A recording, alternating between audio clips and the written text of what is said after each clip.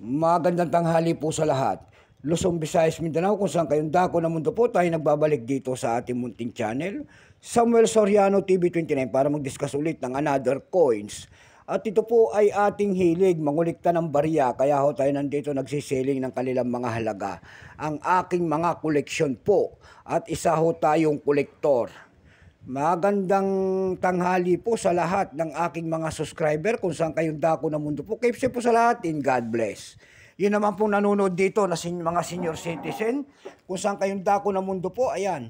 Take care sa lahat ng senior citizen na nanonood dito sa aking munting channel.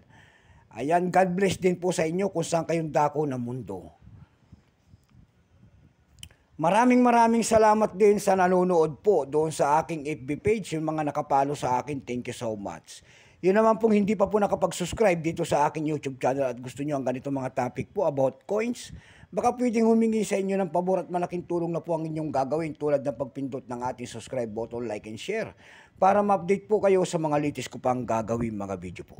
Ang pag-usapan po natin ngayon ay world coins. Canada coins po, ayan. Ayan, kung may mga ganito po kayo dyan, mag-comment po kayo. Hindi po isahan ng bintahan lamang nito at mura pa naman. Ang gusto kong mangyari po, pag nag-benta pa kayo sa akin, ito po ay bultuhan. Ayan po, bultuhan po. Hindi yung 5 piraso, 3 piraso, talo po tayo sa shipping fee. Lagi yung tatandaan. Pera na lamang po kung may mga hard to find dyan na kayong maibibigay. Ayan, bibiliin ko po. Tulad ng 2007 na 10 pesos BSP at saka 2009. 2006 na 5 pesos. 2006 na 25 centavos, yung kulay dilaw po. Ayan. Bago tayo masimula sa ating talakayan, kilalanin mo muna natin siya. Issue po, Canada. Period Queen Elizabeth II, 1952 hanggang 2022. Type nito, standard circulation coins. Years 1979 hanggang 1989, value nito 25 cent. Currency Canadian dollar 1858, up to date po. Composition po nito ay nickel. May bigat po itong 5.7 grams, may haba pong 23.88 mm. May kapal po naman itong 1.58 mm, hugis po siyempre bilog. Orientation yan, middle alignment, number N-364. Reference number KM-74. Ito pong year 1989 na ginawa ng ating Canada, 3 variety po ito. Meron sila tinatawag dito na 1989 proof. Ito po ay 0.6%.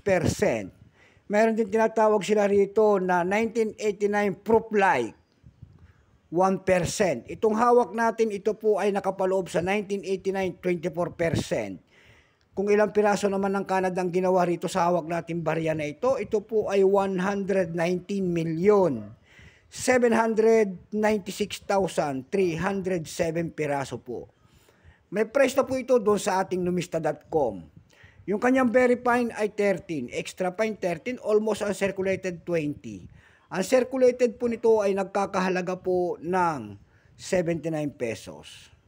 Dako tayo sa kanyang presyo.